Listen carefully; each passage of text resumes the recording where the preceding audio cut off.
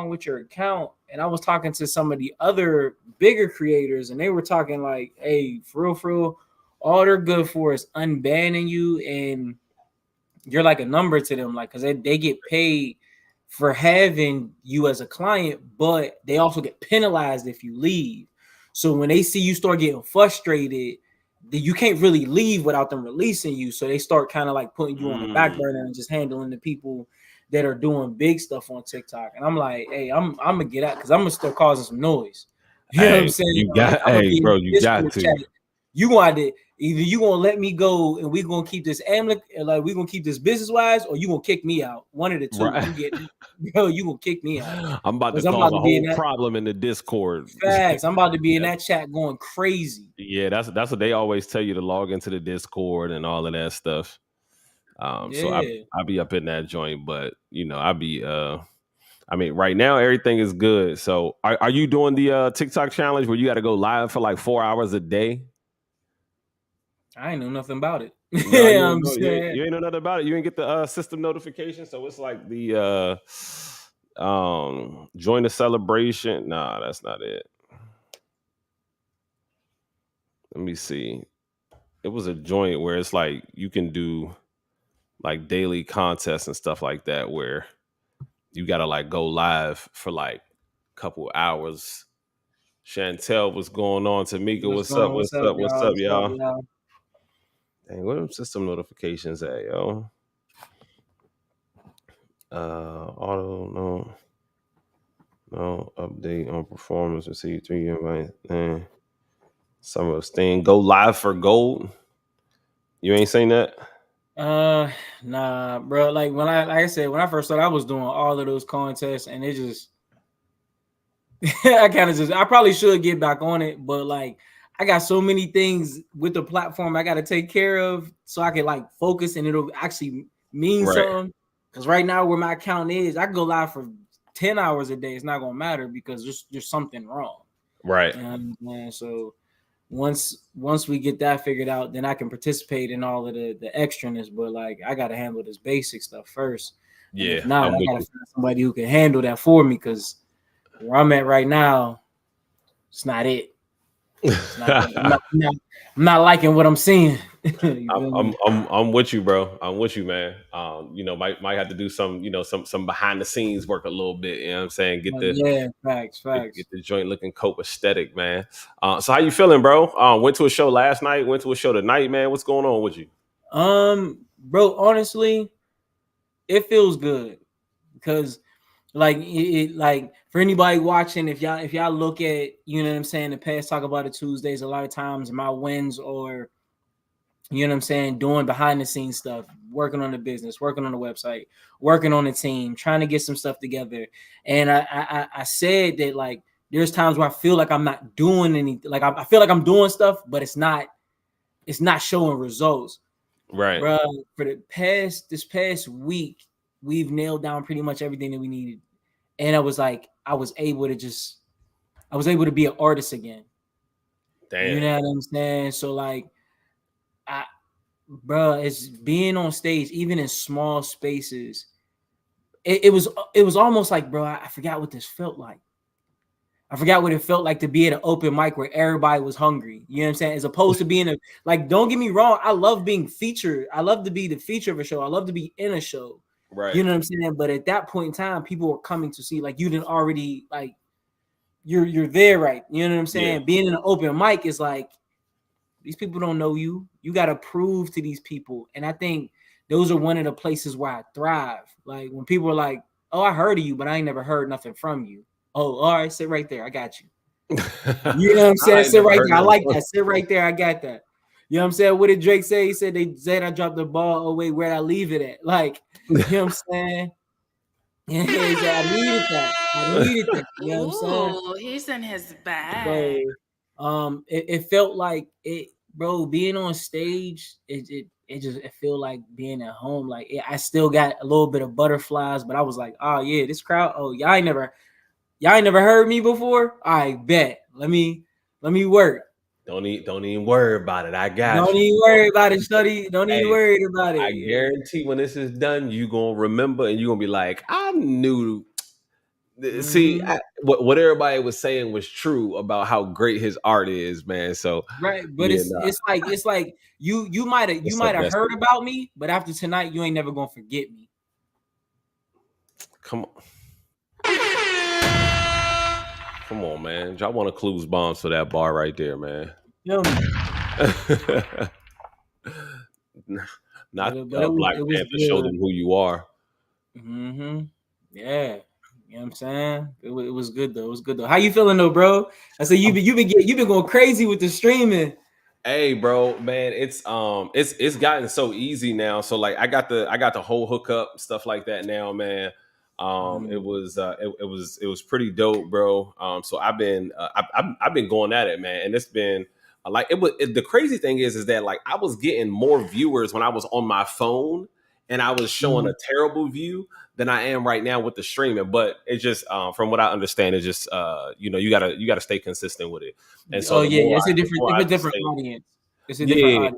Yeah, so the more I stay consistent with it, you know what I'm saying, the more it'll grow and stuff like that organically. I mean, it naturally just has to. And so, just staying consistent with it, and then just opening up to all parts of Backpack Jeff, and not just the speaking, not just the poetry, but all of the different facets. Because sometimes with social media, man, we feel like we got to live in this mono life. Like it's just like you gotta stay in your niche. You gotta stay in your niche. Yeah, everybody's gonna tell you to stay in your niche. And I'm like, dang, y'all don't do nothing else except this. I'm like, bro, I do so many other things. And then I'm like, if I'm gonna play the game anyway, I'm like, why not stream it and then just, you know what I'm saying, get some extra people to follow me, you know what I'm saying, stuff like that. And so now it's just about finding how can I tie poetry and speaking with gaming or something like that. So like if I, if I kill somebody on TikTok, you know what I'm saying, or I mean, kill somebody on Call of Duty, you know what I'm saying? Like I can like say a motivational quote or something like that, or like a funny quote, or, you know what I'm saying? Like real quick disclaimer, right? So I be on Xbox and I used to play Call of Duty. Like I wasn't nobody great. You know what I'm saying?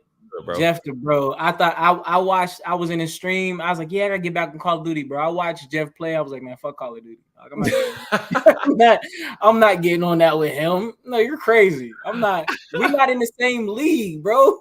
We not in the same league. Hey, bro, look, let me look. So it took some time. No, so I'll tell you this. I'm not even the best out of the group chat. I'm like the third best. Like I would say my brother is the best.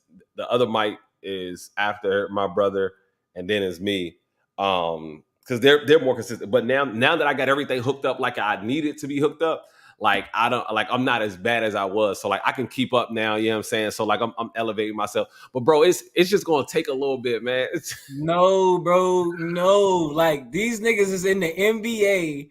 I'm the nigga in the crowd. They be like, yo, you wanna play? No, I'm not playing with y'all. Bro, come on, man. I'm gonna stay right up in Mellon Court in East Slib, shooting around with my friends. I'm not getting on the court with y'all. Bro, it's not as bad as you think, man. I promise you, bro. Yes, it is. I watched you. You're not gonna lie to me like this on YouTube.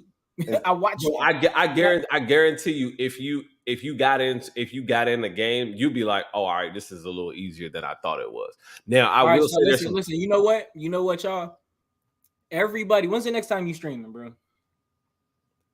What's tomorrow? Wednesday. I'll be on tomorrow night. Everybody who's watching this, right? Go to Jeff's live. Go to Jeff's live and watch him play. Watch him play. You know what I'm saying? If Jeff gets over, I'm gonna say this. That stream, if Jeff gets 10,000 coins on that stream, I'll get Call of Duty and I'll play with him. But I'm not doing it, bro. So y'all want to see me die consistently. Make sure y'all drop that bag on Jeff's stream, and I'll do it. But I'm not doing it. Hey, Tamika, it's not bad. I've been on Brawlhalla too. I ain't gonna lie to you. I've been on Brawlhalla getting my coins up. You know what I'm saying? So I got a little something for y'all next time. So Brawlhalla, I can get with you. Brawlhalla, you good? I can get with you on Brawlhalla. Hey, like, you know what I'm saying? Hey, look, whenever, man. You know what I'm saying? Let's talk about a Tuesday Brawlhalla right now. After this, we could get it popping. We can get it popping right now in this. You know what I'm saying? You don't want YouTube to see that. I know it's like now see me in Mortal Kombat. See me in Mortal Kombat. And Mortal Kombat. See, I don't know about Mortal Kombat. I could maybe see, like that's when the head shaking story. I don't know. If you get on Call of Duty, I'll get on Mortal Kombat. It's only right. It's only right. All right, I got to do a stream to get my coins up so I can go buy Call of Duty because I got to buy Call of Duty free. Yeah, but it take up so much space. It does take up a lot of space. I got to get an external hard drive, bro. I got so much stuff on there. Open the PS5. It's in the box still. You ain't have to put me out there like that. It's in the box. It's your PS5 is waiting there like. Yeah, bro. All right, you know what? You gotta get on the crew too. Oh my God, who the hell cares? All right, bro. What's on tap? Y'all not gonna do me like this. All right, let's go to it, man. Let's see what we got. All right, so the gymnast is now recanting some of her statements that she made about the gymnastics team. Hey everyone, I sincerely hope that this topic wouldn't need to be revisited, but unfortunately things have really gotten out of hand lately, and it's one thing to disagree with me regarding something I have said or a point I was trying to make, but it's something else entirely when that turns into cyberbullying or even worse, watching people cheer on the bullying, which has led to threats of physical harm to me, my husband, and our daughter is disgusting. So please, at this point, I am just asking for it to just stop for the sake of my family, because enough is enough. Why I'm here is because about 4 weeks ago, I made a comment about work ethic. And hey, everyone, Simone's latest post and others that followed it fueled another wave of hateful comments, DMs, articles, and emails. Hate that includes death threats to me, my family, and even my agent. So my family and my friends don't deserve to be caught in a crossfire here. They've done nothing. So to Simone, I am asking you directly and publicly to please put a stop to this. Please ask your followers to stop. You have been an incredible champion for mental health awareness, and a lot of people need your help now. We've been hurt and attacked in ways that I am certain you never intended. Simone's latest post and others that besides Simone, this is the original comment that she said. Talent and the depth just isn't like what it used to be. The girls just don't have the work ethic. That was retired Olympic gymnast Michaela Skinner earlier this month, offering a shady opinion of the women's team competing. All right, so how you feel about it, man? So she offered a shady opinion on the current United States women's gymnastics team, calling them lazy and they have no work ethic. And now, when the turd is hitting the fan, she wants a ceasefire. All right, so I'm gonna say this. I don't think anybody for any reason deserves death threats other than you decided you wanted to make some death threats. Like, you tell me I'm coming after your family, I'm gonna tell you you're not gonna make it. That's the only reason. But other than that, I don't think anybody deserves like death threats or none of that. With that being said, you being a retired gymnast, you having the platform that you have, you do not get to offer an opinion degrading somebody who made it to the Olympics. Like, regardless if they didn't have your work ethic, you don't get to say you feel like they're lazy. You don't get to say bad things about them. And then when the people that, because they got a platform too. So when the people that support them come after you, you don't get to call ceasefire. You cannot throw stones if you live in a glass house. Come on now. You knew what was happening. You know what I'm saying? And I hate to make it a racial thing, but like, bro, white girl privilege is out of hand sometimes. Man, she tried it with them fake tears, boy. Right. You don't get to say this is how I feel, blah, blah, blah, blah, blah. And then when other people start wilding, you know what I'm saying? You can't be like, oh, well, I know I said this, but I need you to put it back in the box. No, baby, you can't. Right. You don't get to slap somebody and then be mad because they punched you in the face. Hey, you wanted to fight. Just because you can't fight as well as you thought you could, don't mean that they shouldn't fight as hard as they can. I'm sorry. You don't get to say stuff.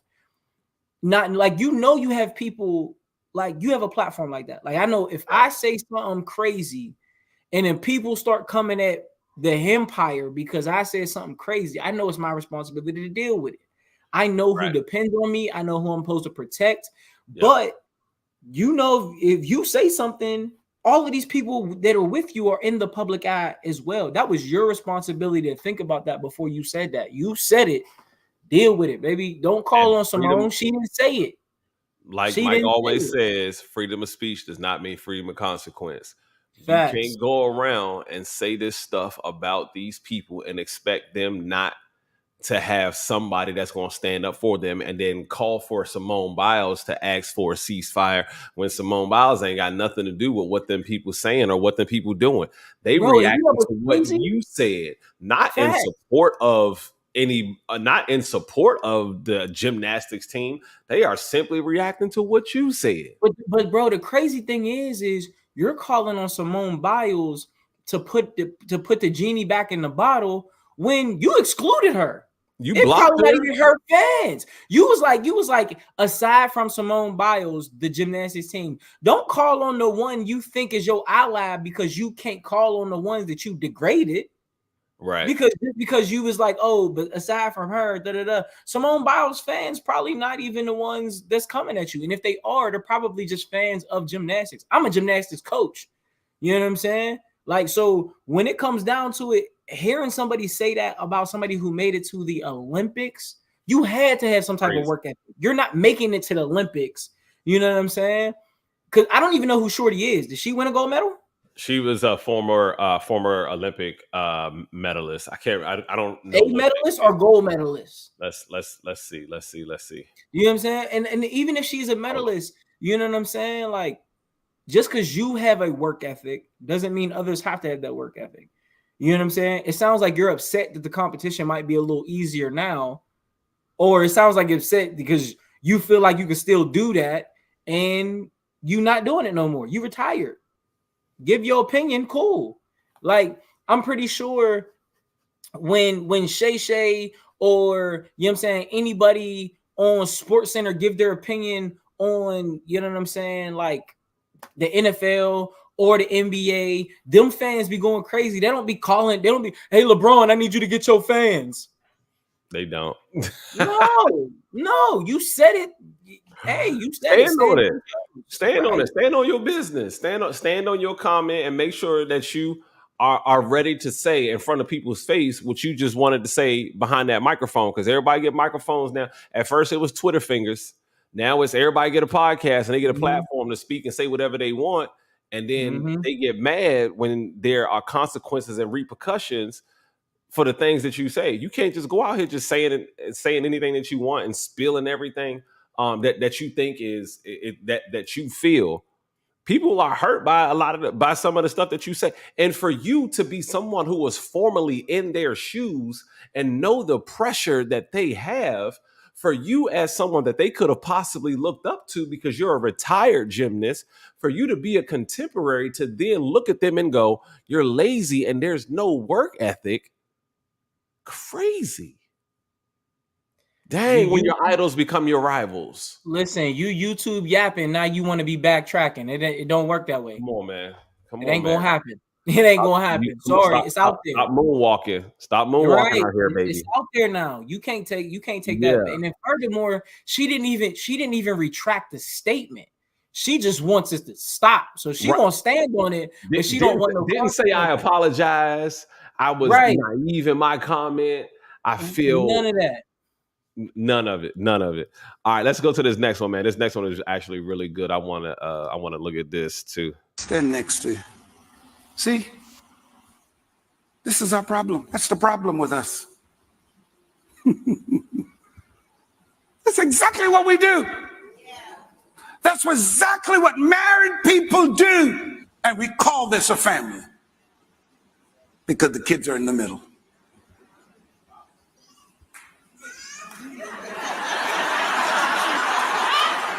Don't change now. Don't change now. Stay right there.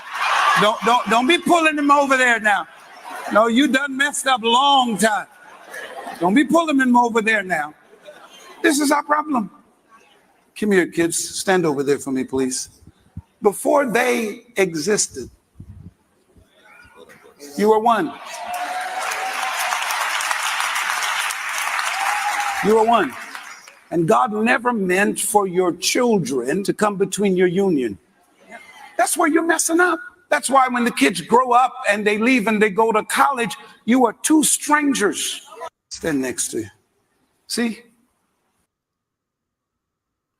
What's your thoughts, man? I like the message. I don't like the motion. I get what he's saying, but in all actuality, in real life, if I want my kids to be covered on all angles, I would understand why my wife stood on the other side. You see what I'm saying? Like, I'm not saying that I wouldn't protect her as well, because I'm going to be the forefront of wherever the storm is. But you know what I'm saying? When you're supposed to be the umbrella for your family, your wife is under you. She also protects the kids. You know what I'm saying? So like, I get what he's saying. I get what he's saying, because a lot of times kids do make people focus just on the kids. And when they grow up and move on, it's just like, all right, well, now what is the purpose of us? Because we've been doing this for 25, 30 years, taking care of these kids. Now they don't need us. What do we do? So I get it. Yeah. But like the way he positioned it, I'm like, you know what I'm saying? Like, is my wife not supposed to be able to protect what if I'm not there? You know what I mean? Like, I don't know. It just, the example, I get it. And I can understand. I can let it rock. I would have did it a different way. I don't know. So I actually liked it. And I say that because, like he mentioned at the end, before the kids came, it was just y'all two. And after the kids leave, it will ultimately just be y'all two. And the initial image is obviously the parents are on the outside because we want to protect the kids on the inside. And like you said, make sure that they're protected from all angles, rightfully so. We got to make sure that the kids are protected from all angles. I think the message that he was just trying to portray is that as you're married in a relationship, you have children, don't forget about each other. And sometimes it's easy to forget about each other when we're constantly focused on the kids, the house, the everything else that we have to do. And then when the kids are gone, it's like, dang, what do I do now? You know what I mean? No, and that's kind of like how he said, like at the end, like when they're gone, it's like now y'all are two strangers who don't even know each other. You know what I'm saying? Because you really haven't paid much attention to each other throughout that process. And so, yeah, man, I thought it was I like the example. I like the example. I like where he was going with it. I feel that I get it. I think, like I said, just like your home, like when you have kids, you get a bigger home, you get more space. Just because there's space between us doesn't mean we're not still connected. You know what I'm saying? Your bandwidth is supposed to be able to expand. Your bandwidth is supposed to be able to stretch. So just because you might be on the other side of the kids don't mean that we still not connected. And just even if that is the case, just the way we expanded, we can come back together again. Because if you remember, we was apart before we got together, and we came back together, and we came together. So there's a way to do it. So like I said, I get it. It's not a bad example. I don't know if I would say that would apply to my marriage once I get married. I can see how it could, but I don't. Right. All right. So let me ask you this, man. So I was listening to Bobby, the white girl who's the podcaster, real weird, awkward, like, you know who Bobby is? You don't know who Bobby is, the podcaster? She be doing them interviews, was like, so what do you want? So you don't want to do that? No, Maybe it sounds familiar. You did an interview in the bed with Drake. No, I ain't see that. But you hold on real quick. Pin right there. You know what I'm saying? Little veer off. You know it's funny. Black people be like, you know so and so. You're like, nah, you don't know so and so. And then they start telling you some other stuff. You're like, nigga, no, I don't know them. Come on, man. You've seen Bobby, bro. I mean, I probably have. It sounds familiar. It like just the tone in which you were saying sounds familiar. I'd have to see her. She like skinny. Is she like a skinny little white girl? Yes. Did she do an interview with Suki Hana when she was talking about like, yes, oh, you're a musician, and Suki Hana was just being stupid? Yes. Welcome to the first episode of season 3 of the Really Good Podcast. Ari. No. Why would me and Ari? I don't know. Maybe you're cousins. Do I got a big booty? I haven't seen. Do you want to show the cameras? No. Okay then. So no. All right. Well, we're off to a bad start. We're not off to it. Just restart. Let's go. Start from here. Okay. Welcome to season 3 of the Really Good Podcast. Today we're with Ben. He's not related to Ari. Yeah. Okay. Her. So you've seen her before, right? Probably. I think so, yeah. Like niggas. Look, I keep it a bean, bro. You know, some niggas be like, yeah, I know who you talk about. No. Back to the question at hand. So she was talking about suicide, right? And my question was, have you ever had suicidal thoughts? Not attempted suicide, but have you ever had suicidal thoughts of like, life would be better right now if I wasn't in it? Not specifically that thought, but yes. There's been times where I've been going through so many things where I've been like, this could all just be done. You know what I'm saying? Like when you feel like you about to hit your breaking point and it's like, I don't want to do this no more, bro. Like you don't see no daylight. You start questioning your faith. Shit. You know what I'm saying? It's one of those moments where it's like, me leaving is not really going to affect anybody other than them being sad for a little while. You know what I'm saying? Like, it's not there. I don't got no kids depending on me. My family good. Like, yeah, if I leave, they'll be sad for a little while, but they'll get over it. And it was a very selfish thought because I was thinking about my pain and what I was going through, and I felt when I tell you I felt like alone, like I felt alone, and I knew I wasn't. I knew I wasn't alone, but you know what I'm saying. Growing up, I was very prideful, and it came through as a hard work ethic. I just didn't like asking for stuff. You know what I mean? Even as a young man, like I was working for anything that I got because I wanted to be able to say I got it on my own. And it wasn't until I got older and I was like, yo, nobody lives life that way. Nobody successful lives life that way. But yeah, I've definitely been in, and I don't talk about it a lot because a lot of times it garners a lot of sympathy, and that's still something that I don't really like.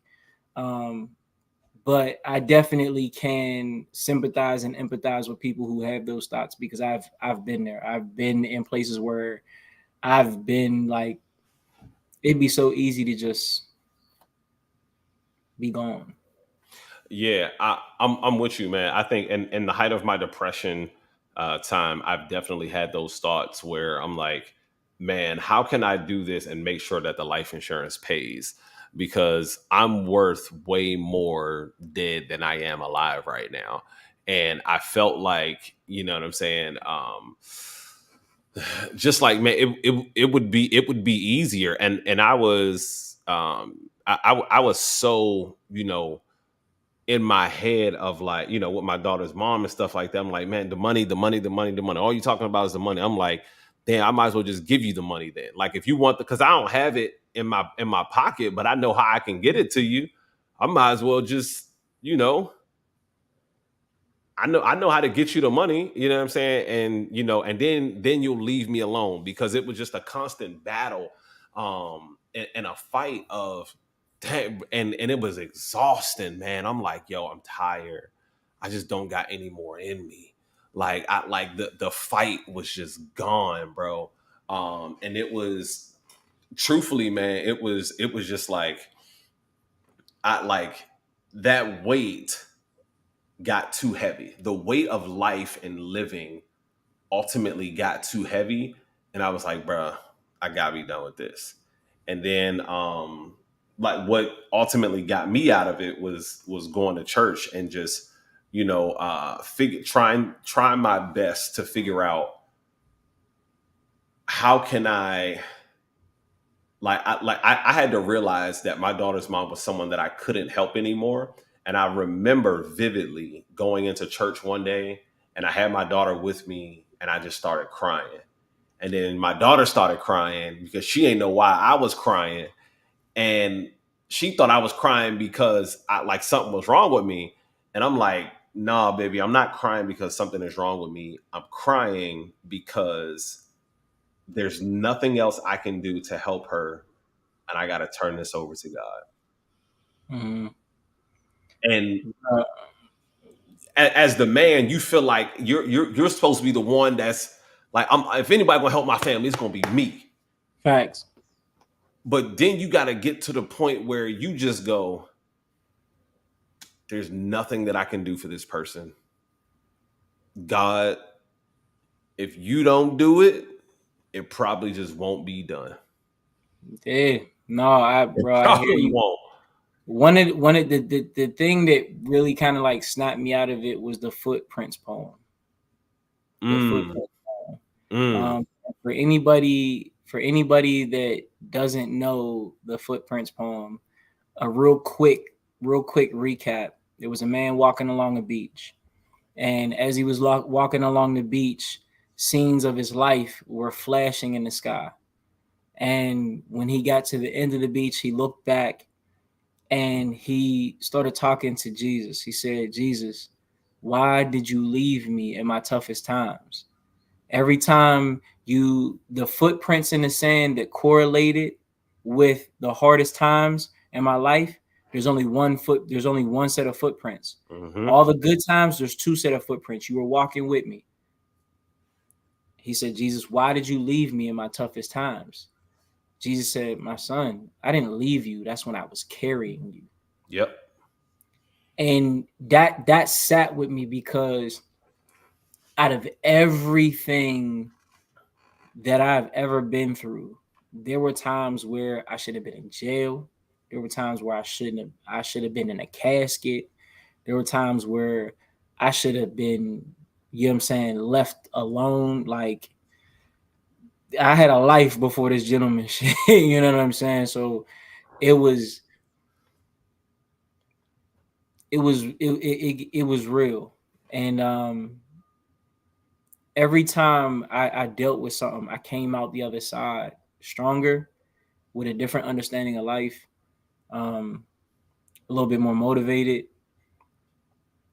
But it was hard to see in the midst of it. It was extremely hard to see. Like, it was one of those times where I was just like, yo, I'm by myself, I'm fighting. And I felt like my back was against the wall. I had to do certain things that I'm necessarily not proud of. There's mistakes that I've made that still, like, I still battle with to today. But understanding that you're not alone and you don't have to work off of your own strength gives you a different type of motivation that through those times I didn't have, but I always made it through. You know what I mean? And I can't take that away from God, because he don't work on our time, but I've always been provided for. So now when I go through stuff, I'm like, I don't know what lesson or tool I need, but I know, like, you ain't failed me yet, so why would you fail me now? You know what I mean? Chin up, chest out. We gonna go through it. Chin up, chest out. I love it, man. I love it, man. All right, y'all. Well, listen, if you are going through something, man, make sure you reach out to somebody for help. That's one. Life is something that we should not do alone, and we should not feel like we have to go through, and we should not have to do alone. We are here because we have decided that our lives were worth more than we ultimately thought at that low moment in our lives. And every single last one of you all on here that are going to listen to this recorded playback, man, your lives are valuable. You are valuable. You are meaningful. We love y'all. We care and appreciate every single last one of y'all for all of the little things that you all do for us, man, in order to make this thing possible, in order to make our lives more enjoyable. And we hope that the time that we spend together, it makes you all's lives much more enjoyable. With that being said, my name is Backpack Jeff. This is Let's Talk About It Tuesday, every single Tuesday night from 9 p.m. to 10 p.m. Y'all know my motto here is always stay in your bag so you never got to chase a bag. And per usual, Mr. Mike Smalls is going to take us out. Listen, if you watching this, it's not by accident. I'm going to leave it at that. So make sure you following us on everything. You know what I'm saying? Reach out to us on anything. You know what I mean? It doesn't cost you a thing, but if you put $sign behind it, we'll make sure it's multiplied. With that being said, we love all of y'all because y'all deserve to be loved. Progress don't start until you feel like you should stop. And ignorance can't exist if you have safe bio-like senses, because knowledge is a choice. Feeling is a privilege. Love y'all. Peace.